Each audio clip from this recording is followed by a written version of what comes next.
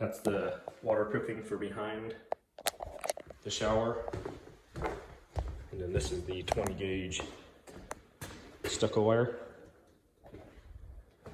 So you're going to want a 3/8 T50 staples for your Dewalt.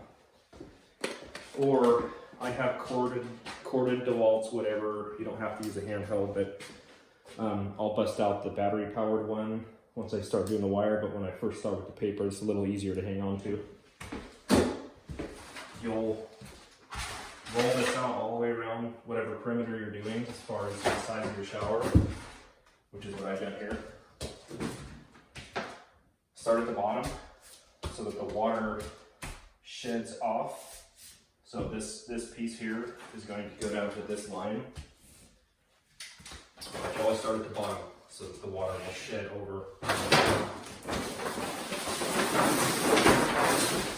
Under that line here. And I've already put a plumb line up on both sides of the shower.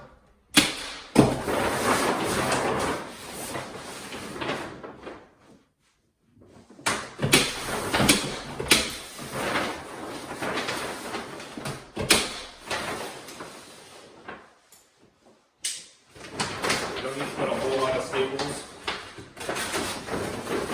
for the paper. You want to put a little more for the wire.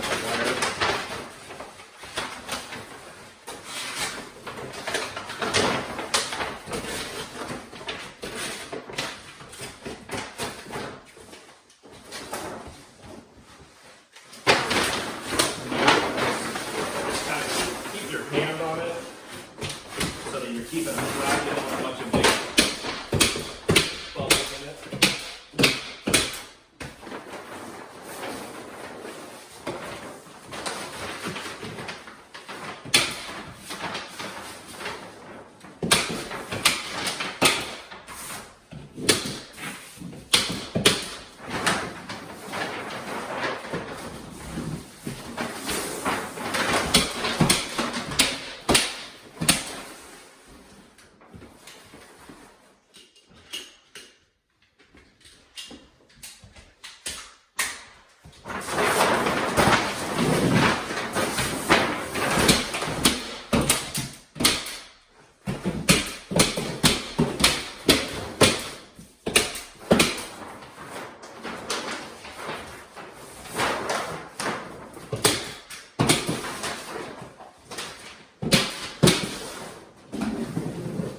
Run your hand down the seam.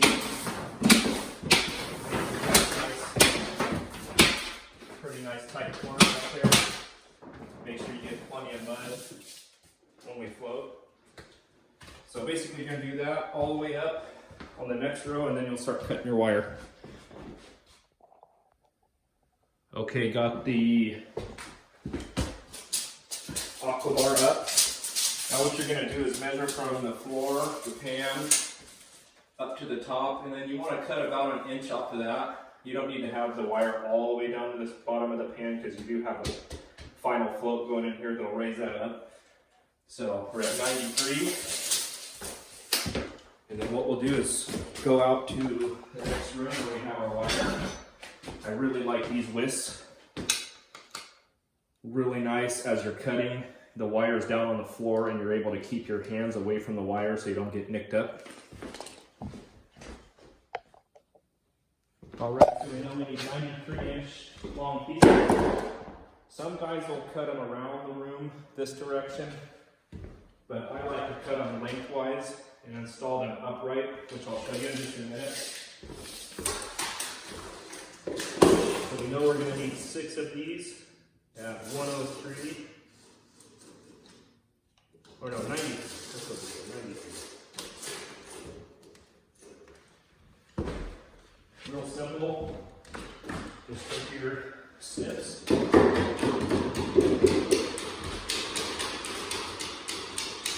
And cut 6 of those. And what I like to do is I'll take the pieces that I cut, and you see I just pull it off the floor that direction, and I fold it back this way and basically flip it over. And that way it's a lot easier to manage when I go walk into the room with it, I can hold it just like this, go into the wall, start stapling. That way you're not fighting it all day. When you hold it the other way, it actually gets really flimsy.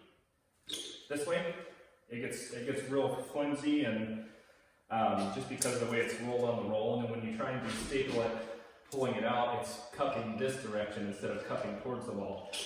So it's real important to get it the right direction, just like that. You can see how it's going to fold right onto the wall. So after you cut it, you grab it, flip it over, and then make a pile of your wire there. We'll need 6 of these, and then we'll get going on the stapling. Okay, so we got the wire all stapled up. We have a couple different options. I just tried this out today for the first time, little Ryobi stapler. I always love my handheld regular Dewalt, and then I use that a lot. I'll usually use this where I tack up most of it, and then I'll come back and nail or staple a bunch more with that one. This one worked really well. It was a little heavy compared to the other ones, but I was pretty happy with it. That one, you gotta have a cord struck to it.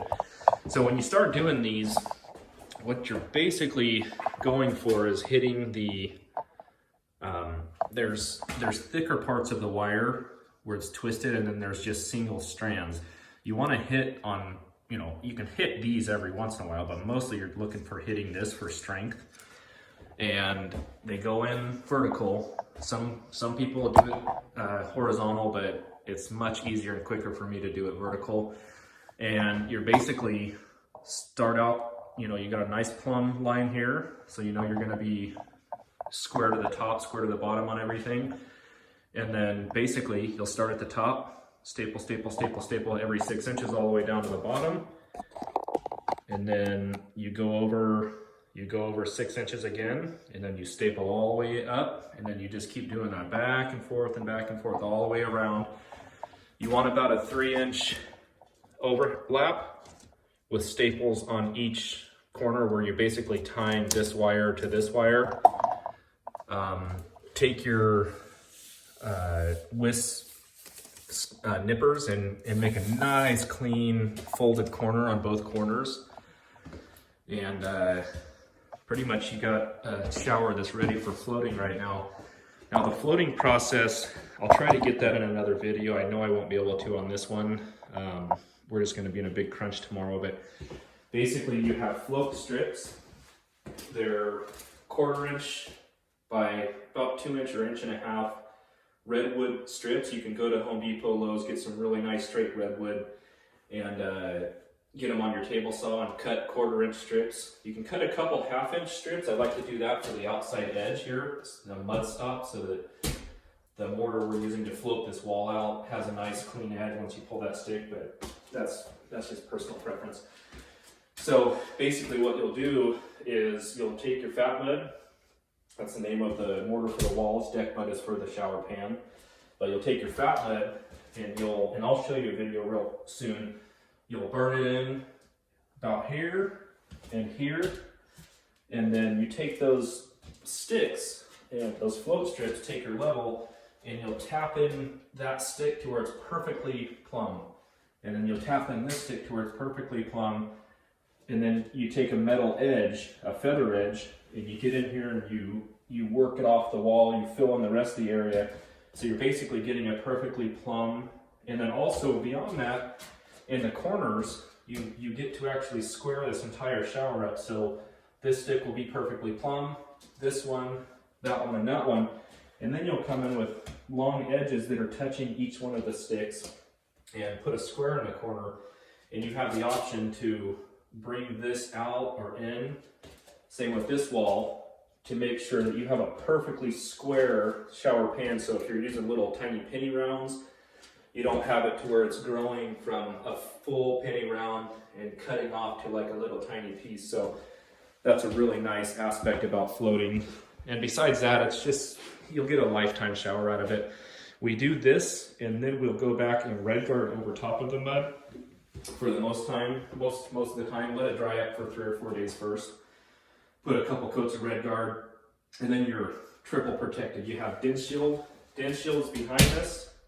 You got Aquabar paper. You'll have your mortar, and then you'll have Red Guard. It's just there's no way for any water to ever get back into the wall. You could pretty much, after this thing's done, we could build a wall here and fill this thing up with water. It's going to be so waterproof with the Red Guard and everything. So we'll get another video going with the floating process.